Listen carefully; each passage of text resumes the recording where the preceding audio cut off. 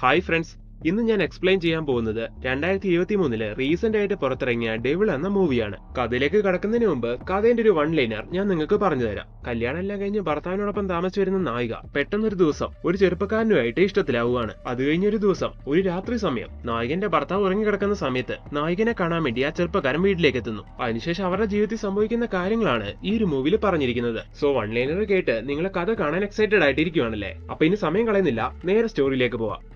മൂവിയുടെ സ്റ്റാർട്ടിങ്ങില് ഒരു വലിയ വീട് കാണിക്കുന്നു. ആ വീട്ടിലിപ്പോ ഒരു വ്യക്തി മറ്റൊരു വ്യക്തിനെ അടിച്ചു കൊല്ലുവാണ്. ഈ സമയം അവിടെ ഒരു ലേഡിയുണ്ട്. അവര് ഈ കാഴ്ച കണ്ട് ഭയന്ന് നിലവിളിക്കുന്നു. അങ്ങനെ ആ സീനോടെ കട്ടായി അടുത്ത സീനില് നമ്മുടെ നായിക ഹേമ എന്തോ കാര്യം ആലോചിച്ച് ഭയങ്കര ടെൻഷനായി വണ്ടി ഓടിച്ചു വരുന്ന ഒരു സീക്വൻസ് കാണിക്കുന്നു. അവളുടെ മനസ്സിലുള്ള വിഷമം കൊണ്ട് ഡ്രൈവിംഗിൽ അവൾക്ക് ഫോക്കസ് ചെയ്യാൻ കഴിയുന്നില്ല. അങ്ങനെ ശ്രദ്ധയില്ലാതെ വണ്ടി ഓടിച്ചു വന്ന് നമ്മുടെ നായിക റോഡിലൂടെ പോകുന്ന ഒരു ബൈക്ക് തന്നെ ഇടിക്കുന്നു. റോഷൻ എന്നായിരുന്നു ഈ വ്യക്തിന്റെ പേര്. അങ്ങനെ ഇപ്പൊ വണ്ടി ഇടിച്ച് പരിക്ക് പറ്റി വീഴുന്ന അവനെ നായിക പെട്ടെന്ന് തന്നെ അടുത്തുള്ള ആശുപത്രിയിലേക്ക് എത്തിക്കുന്നു. റോഷന് അധികം പരിക്കൊന്നും പറ്റുന്നില്ല, പക്ഷെ അവന്റെ കൈ ഒടിഞ്ഞു. അങ്ങനെ ഇപ്പൊ അവന്റെ കയ്യിൽ പ്ലാസ്റ്റർ എല്ലാം ഇടുന്നു. കൈ ഒടിഞ്ഞുകൊണ്ട് തന്നെ ഇനി ബൈക്ക് എടുത്ത് അവന് വീട്ടിലേക്ക് പോകാൻ കഴിയില്ലല്ലോ. അതുകൊണ്ട് നായിക ഇപ്പൊ കാറിൽ അവനെ വീട്ടിൽ കൊണ്ടേയാക്കുന്നു. ഹോസ്പിറ്റലിൽ നിന്ന് പോരുന്ന സമയത്ത് നേഴ്സുമാർ പറയുന്നുണ്ടായിരുന്നു 2 ദിവസം കഴിഞ്ഞ് സ്കാൻ ചെയ്യാൻ വേണ്ടി ഇയാളെയും കൊണ്ട് വരണമെന്ന്. എന്തായാലും കഷ്ടകാലത്തിന് അവനെ വണ്ടി ഇടിച്ചു പോയില്ലേ, കൈക്ക് തന്നെ പരിക്കും പറ്റിയുണ്ട്. അവന് സ്വയം വരാനൊന്നും കഴിയില്ല. അങ്ങനെ ഇപ്പൊ 2 ദിവസം കഴിഞ്ഞ് അവനെ സ്കാനിങ്ങിന് വേണ്ടി നായിക തന്നെ ആശുപത്രിയിലേക്ക് കൊണ്ടുവരുവാണ്. അങ്ങനെ ഇവൻ, അതായത് നായകൻ, അവൻ നായികയായിട്ട് പരിചയപ്പെടാൻ ശ്രമിക്കുകയാണ്. എന്നാൽ നമ്മുടെ നായികയാണെങ്കിൽ അതിനൊന്നും വലിയ ഇൻട്രസ്റ്റ് കാണിക്കുന്നില്ല. അവളുടെ മനസ്സ് മറ്റെവിടെയോ ആണ്. എന്തോ ഒരു വിഷമം അവളെ അലട്ടുന്നുണ്ട്. അതെന്താണെന്ന് ഇപ്പൊ ആലോചിക്കേണ്ട, അത് ഞാൻ വഴിയെ പറഞ്ഞുതരാം. അങ്ങനെ ഇപ്പൊ നായകന്റെ സ്കാനിംഗ് എല്ലാം കഴിഞ്ഞ് അവനെ തിരിച്ച് വീട്ടിലാക്കുവാണ് നായിക. വണ്ടിയെടുത്ത് പുറത്തൊന്നും പോകാൻ അവന് കഴിയാത്തതുകൊണ്ട് കഴിക്കാനുള്ള ഭക്ഷണവും അവന് ആവശ്യമുള്ള മറ്റു സാധനങ്ങളും എല്ലാം നായകന്റെ ഉത്തരവാദിത്തമായി മാറുവാണ്. നമ്മുടെ നായകനെ പറ്റി നോക്കുവാണെങ്കിൽ നായകൻ ഒരൊറ്റ തടിയാണ്. അവന് ഫാമിലി ഒന്നുമില്ല, ഒറ്റയ്ക്കാണ് ഈ വീട്ടിൽ താമസം. അങ്ങനെ ഇപ്പൊ അവന്റെ അവസ്ഥയിൽ അറിയുമ്പോൾ നായികയ്ക്കാണെങ്കിൽ പാവം തോന്നുന്നു. അങ്ങനെ അടുത്ത ദിവസം രാവിലെ നമ്മുടെ നായിക കുറച്ച് ഭക്ഷണം എല്ലാം ഉണ്ടാക്കി അവന്റെ വീട്ടിൽ അവന് കൊണ്ടു കൊടുക്കുവാണ്. അങ്ങനെ അവനത് വാങ്ങി കഴിച്ച് നല്ല ടേസ്റ്റ് ഉണ്ടെന്നൊക്കെ പറയുന്നു. അങ്ങനെ സംസാരിച്ചുകൊണ്ടിരിക്കുന്ന സമയത്ത് നായിക അവനെ പറ്റി ചോദിക്കുവാണ്. അപ്പൊ അവൻ അവനെ പറ്റി പറയാൻ തുടങ്ങുന്നു. അവന്റെ അമ്മ കുറെ വർഷങ്ങൾക്ക് മുമ്പ് മരിച്ചതാണ്. ഇപ്പൊ അവനുള്ള ഒരു സ്റ്റെപ്പ് മദറാണ്. ഇവനോടുള്ള അവരുടെ പെരുമാറ്റം ഒന്നും ശരിയല്ലാത്തതുകൊണ്ട് അവിടെ നിൽക്കാൻ താല്പര്യമില്ലാതെ അവൻ വീടും കുടുംബം എല്ലാം ഉപേക്ഷിച്ചിറങ്ങിയതാണ്. ഇപ്പൊ ഇവിടെ ഇങ്ങനെ ഒറ്റയ്ക്ക് താമസിച്ചുകൊണ്ടിരിക്കുന്നു. അങ്ങനെ ഇപ്പൊ അതുപോലുള്ള കാര്യങ്ങളെല്ലാം പറഞ്ഞ് റോഷൻ നായകനോട് പറയുകയാണ്, പിന്നെ നാളെ എനിക്കൊന്ന് പുറത്തു പോകണം. സോ നിങ്ങൾ നാളെ ഒന്ന് വന്ന് എന്നെ കൊണ്ടുപോകണം. റോഷൻ പറഞ്ഞ ഈ കാര്യം കേട്ടപ്പോ ഇപ്പൊ നായികയ്ക്ക് ദേഷ്യം വരുന്നു. ഇങ്ങനെ ആജ്ഞാപിക്കാൻ ഞാനെന്താ നിന്റെ വേലക്കാരി എങ്ങനെയാണോ? പാവലേന്ന് വിചാരിച്ചുകൊണ്ട് ഓരോരോ കാര്യങ്ങൾ ചെയ്തു വരുമ്പോ നീ മാക്സിമം എന്നെ മുതലാക്കാൻ ശ്രമിക്കുക അല്ലേ? ഇത് കേൾക്കുന്ന നായകൻ അയ്യോ അങ്ങനെയൊന്നും അല്ലാന്ന് പറയുന്നുണ്ടെങ്കിലും അതൊന്നും കേൾക്കാതെ നായിക ഈ സമയത്ത് അവിടെ നിന്ന് പോകുന്നു. അടുത്ത ദിവസം നായിക വരില്ല എന്ന് നമ്മൾ വിചാരിക്കും. എന്നാൽ നമ്മുടെ നായികയാണെങ്കിൽ അവൻ വിളിച്ചോലെ തന്നെ അടുത്ത ദിവസം രാവിലെ അവിടേക്ക് എത്തുവാണ്. അവന് പോകേണ്ട സ്ഥലത്ത് അവനെ കൊണ്ടുവിടാൻ. എന്തൊക്കെയാണെങ്കിലും അവന്റെ ഇപ്പത്തെ അവസ്ഥയ്ക്ക് കാരണം നായികയല്ലേ. അങ്ങനെയെല്ലാം വിചാരിച്ച് പാവം തോന്നിയോണ്ടാണ് വരില്ല എന്ന് പറഞ്ഞിട്ടും ഇപ്പൊ അവനെ കൊണ്ടേയാക്കാൻ വേണ്ടി നായിക ഇപ്പൊ ഇവിടേക്ക് വന്നത്. അങ്ങനെ അവനെ കാറി കയറ്റി അവന് പോകാനുള്ള സ്ഥലത്തെല്ലാം നായിക കൊണ്ടേയാക്കുവാണ്. അതിനുശേഷം അവനെ തിരിച്ചു കൊണ്ടേയാക്കാൻ വേണ്ടി അവിടെ നായിക വെയിറ്റ് ചെയ്യുകയും ചെയ്യുന്നു. അങ്ങനെ പോയ കാര്യങ്ങളെല്ലാം കഴിഞ്ഞ് നായികന്റെ കൂടെ തന്നെ അവൻ തിരിച്ചും വരുവാണ്. അങ്ങനെ വരുന്ന സമയത്ത് വഴിയിൽ വെച്ച്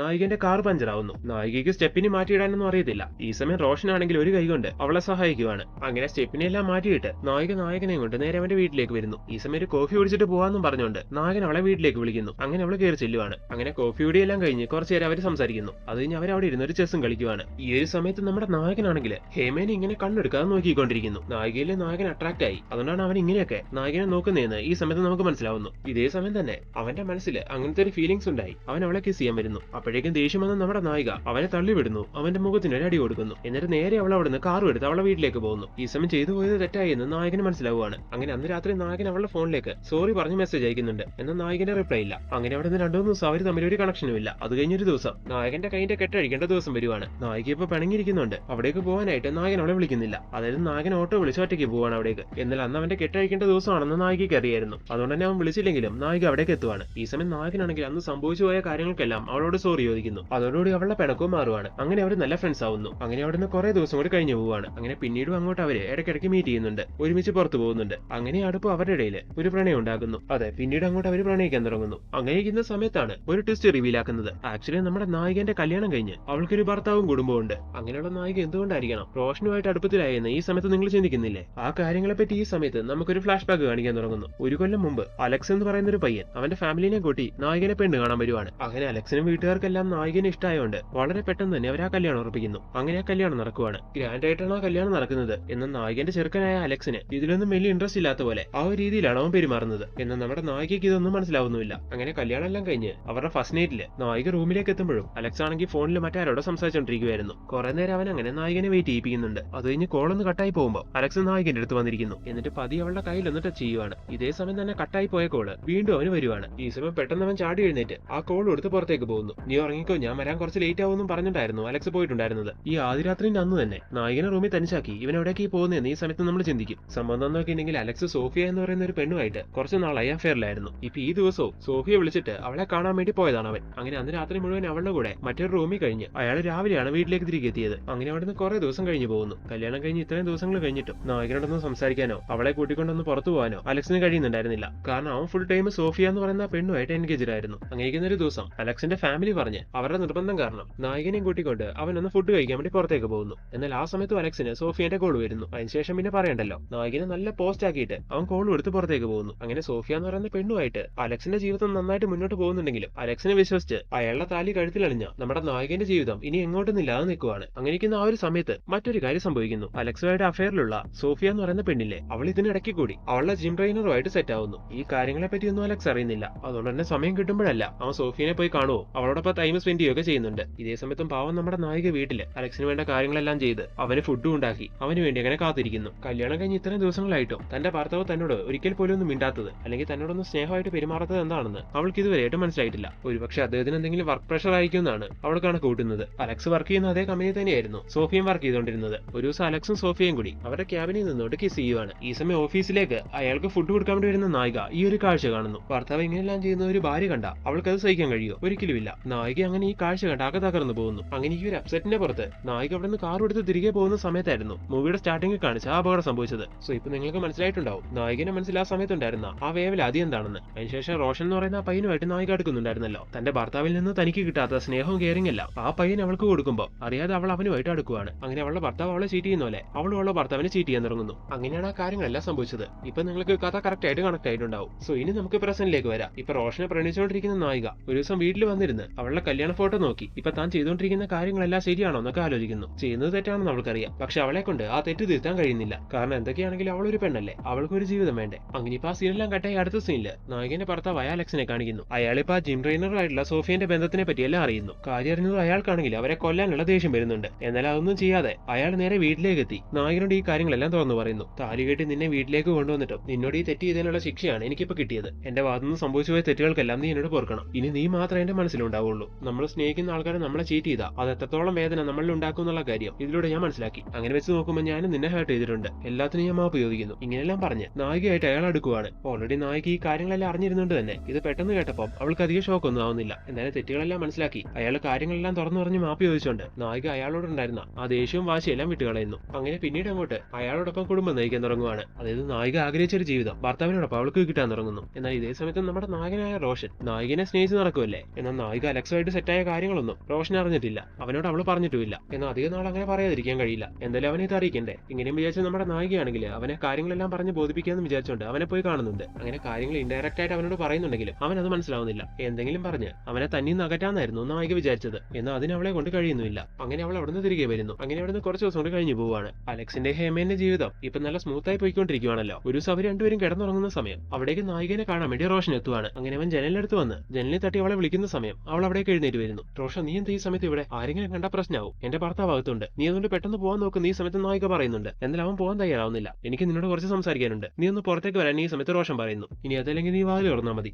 ഞാൻ അകത്തേക്ക് വന്നോളാം. എന്നാൽ ഇത് കേട്ട നായിക പറയാണ് അതൊന്നും പറ്റില്ല, ഞാൻ പറഞ്ഞില്ലേ ഭർത്താവാകത്തുണ്ട്. അദ്ദേഹം അങ്ങനെ ഇത് കേട്ടോണ്ട് വന്ന ആകെ പ്രശ്നമാവും. നായിക അങ്ങനെ ഈ കാര്യങ്ങളെല്ലാം പറഞ്ഞ് കൺവിൻസ് ചെയ്ത് അവനെ അവിടെ നിന്ന് പറഞ്ഞു വിടാൻ തുടങ്ങുന്ന അതേ സമയം തന്നെ അവിടേക്ക് അലക്സ് എത്തുവാണ്. എന്നാൽ നായികന്റെ ഭാഗ്യം കൊണ്ട് അലക്സ് അവിടേക്ക് വരുന്നത് കണ്ട് പെട്ടെന്ന് നായകൻ അവിടെ നിന്ന് മാറുന്നു. അലക്സ് അവനെ കണ്ടു കാണുമെന്ന് വിചാരിച്ചുകൊണ്ട് നായിക പേടിക്കുന്നുണ്ടെങ്കിലും അയാൾ കണ്ടില്ല എന്ന് നായികയ്ക്ക് അതിന് ശേഷം മനസ്സിലാവുന്നു. അങ്ങനെ നായിക ജനലിനടുത്ത് വന്ന് നിൽക്കുന്നത് കണ്ടിട്ട് നീ എന്തിനാ ഈ പാതിരാത്രി കിട വന്നിരിക്കുന്നത്? ഒന്ന് തിരിഞ്ഞു കിടന്നപ്പോ നീ അടുത്തില്ല എന്ന് അറിഞ്ഞിട്ട് നീ എവിടെ പോയി അറിയാൻ വേണ്ടി ഞാൻ എഴുന്നേറ്റ് വന്നതാണ്. അപ്പൊ വന്ന് കിടക്കാൻ നോക്കുന്നു പറഞ്ഞുകൊണ്ട് ഈ സമയത്ത് അവളെ അലക്സ് റൂമിലേക്ക് വിളിക്കുന്നു. അങ്ങനെ അലക്സിനോടൊപ്പം അവൾ അവിടെ നിന്ന് പോവാണ്. അങ്ങനെ ഉറങ്ങാൻ വേണ്ടി കിടക്കുന്നുണ്ടെങ്കിൽ അവൾക്ക് ഉറക്കം വരുന്നില്ല. റോഷൻ എവിടേക്ക് പോയി അവൾക്ക് അറിയില്ലല്ലോ. അങ്ങനെ അവൾ പതി എഴുന്നേറ്റ് വരുന്ന സമയം റോഷൻ ആ വീടിനകത്ത് നിൽക്കുന്നു. അവൻ എങ്ങനെ അകത്ത് കയറിയിട്ടുണ്ടായിരുന്നു. അങ്ങനെ ഇത് കണ്ട് നായിക അകഞ്ഞെട്ടുന്നു. നിന്നോട് ഞാൻ പോകാൻ പറഞ്ഞതല്ലേ, ഞാൻ പറഞ്ഞില്ലേ ഹേമ എനിക്ക് നിന്നോട് കുറച്ച് നേരം സംസാരിക്കണം, ഞാൻ എന്നിട്ട് പൊക്കോളാം എന്നൊക്കെ അവൻ പറയുവാണ്. അങ്ങനെ ഇത് കേട്ട നായിക ശരി പറയാനുള്ളത് പറഞ്ഞിട്ട് എത്ര വേഗം പോകാൻ നോക്കുന്നു പറയുന്നു. അവൻ ഈ നാട്ടിൽ നിന്ന് കുറച്ച് നാൾ എവിടെയൊക്കെ പോവാണ്. അത് പറയാനും ഇവളെ ഒന്ന് കാണാൻ വേണ്ടി വന്നതായിരുന്നു അവൻ. അങ്ങനെ ഇപ്പൊ ആ കാര്യങ്ങളെല്ലാം പറഞ്ഞ് നായകനോട് യാത്ര പറഞ്ഞ് നായകനെ ഒന്ന് ഹഗ് ചെയ്തിട്ട് അവൻ അവിടെ നിന്ന് പോകാൻ തുടങ്ങുന്നു. ഇതേ സമയത്ത് നീ കാഴ്ച കണ്ടുകൊണ്ട് അലക്സ് അവിടേക്ക് എഴുന്നേറ്റ് വരുവാണ്. പിന്നെ പറയണ്ടല്ലോ നീ ആരടാ, എന്താടാ നിനക്ക് എന്റെ ഭാര്യയായിട്ട് ബന്ധം ചോദിച്ചോണ്ട്